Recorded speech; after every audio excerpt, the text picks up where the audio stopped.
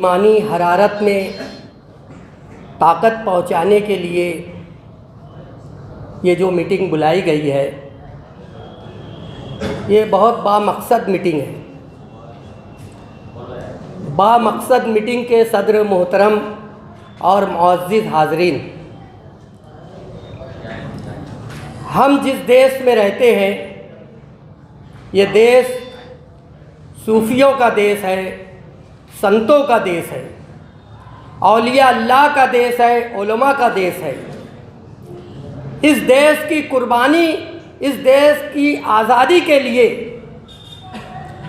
देश की हिफाजत के लिए हमारे असलाफ़ ने, हमारे मशाइख ने, हमारे उलमा ने, हमारी कौम की बेटियों ने बे इंतहा कुर्बानियाँ दी हैं। मुझसे पेशतर मुकर्रिर फरमा रहे थे कि बात अगर हमारे घर की होती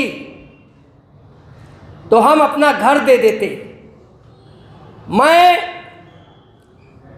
देश पर इस वक्त जो गद्दारों की हुकूमत है, उनको ये बताना चाहता हूँ कि बात हमारे घर की नहीं, बात अगर 22 करोड़ मुसलमानों की होती तो अल्लाह की इज्जत की कसम है कि हिंदुस्तान के 22 करोड़ मुसलमान अपने खून की कुर्बानी दे देंगे, लेकिन बाबरी मस्जिद को बचाएंगे, क्योंकि बाबरी मस्जिद की तुमने इमारत को ढाया है, बाबरी मस्जिद को जो इमारत थी उसको तोड़ा है।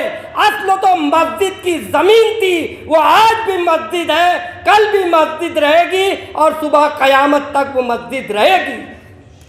तुम कितनी भी आलीशान इमारत बना लो, चांदी की ईंट से उसका संग बुनियाद रखने वालों, सोने की रेत से उसकी तामीर करने वालों, हीरे जवाहरात की रेती बनाकर उसकी तामीर कर लो, लेकिन यह ऐलान सुन लो, मैं बहैसियत सदर सुन्नी अशरफ एकेडमी कहता हूँ कि उस इमारत में हिंदुस्तान का मुसलमान नमाज पढ़ेगा इंशाअल्लाह ताला।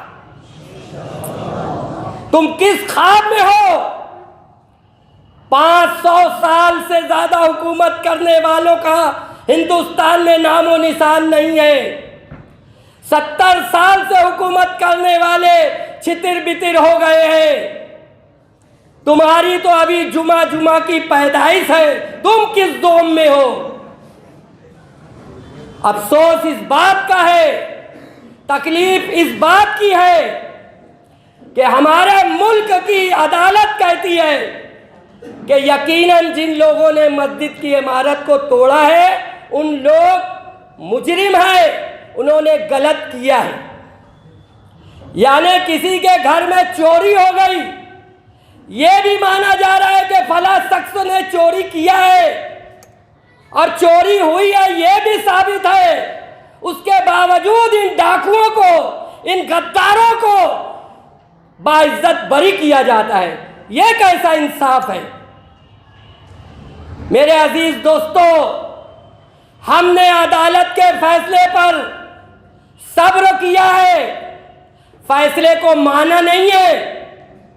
इसलिए हमारा ये ऐलान है कि हम आज हालात का समझौता करते हुए और बिलखुसूस पूरे हिंदुस्तान में जो हमारे उलमा है उनकी नसीहत पर हम लोगों ने सब्र किया है, वरना हम दो हाथ करके बता देते कि हम 22 करोड़ होने के बाद भी किसी से डरने और चपने वाले कौम नहीं है।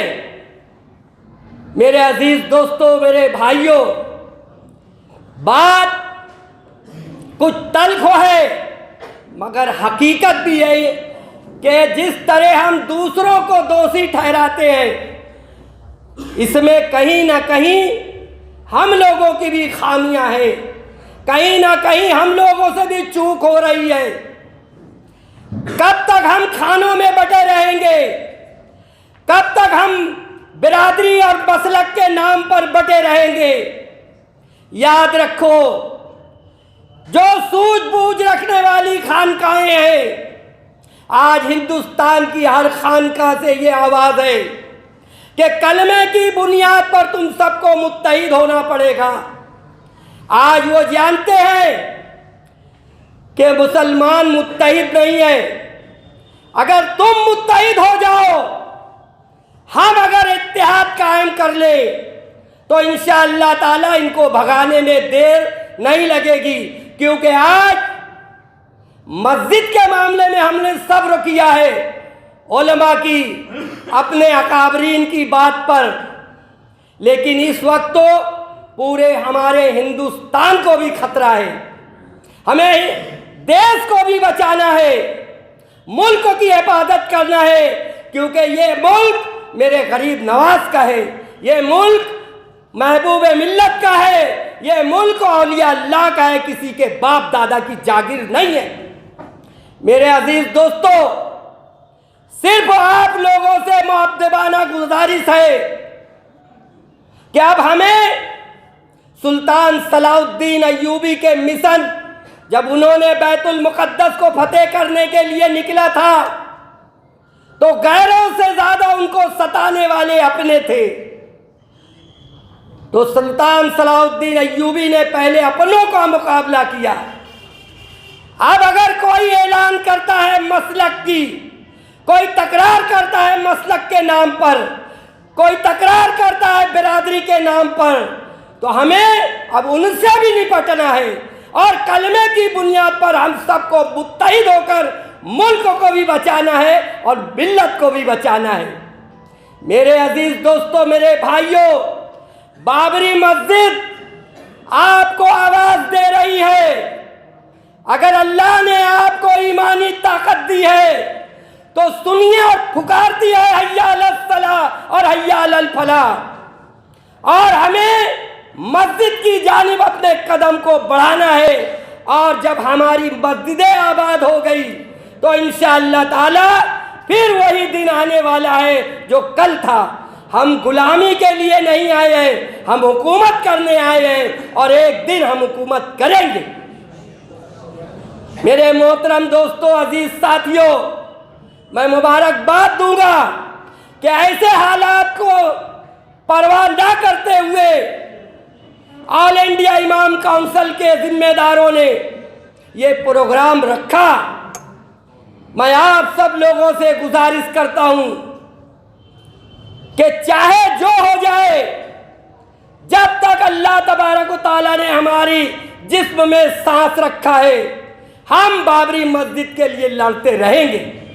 इसके लिए हमें जेल जाना पड़ेगा, इसके लिए हमें कुर्बानियां देना पड़ेगी, इसके लिए हमें अपना खून देना पड़ेगा। इंशाअल्लाह तबारक व तआला हम अपना खून देंगे। वो मुसलमान किस काम का कि जो अपनी मस्जिद के लिए खून ना दे सके।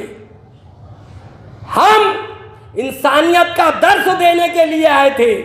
हम इंसान हैं और हिंदुस्तान में जितने धर्म के लोग बसते हैं सब फिरका परस्त नहीं है। इन चंद लोगों को छोड़कर हम सबको मुत्तहिद करेंगे। दरअसल आज जो लोग हुकूमत कर रहे हैं सबसे बड़े दुश्मन ये हिंदुओं के हैं। अगर मेरा हिंदू भाई समझ ले, इन मक्कारों के चेहरे को पहचान ले, तो हिंदुस्तान का नाक नक्शा अलग होगा। ये बाबरी मस्जिद, ये राम मंदिर से मोहब्बत करने वाली कौम नहीं है। ये अपनी कुर्सी से मोहब्बत करने वाले लोग हैं।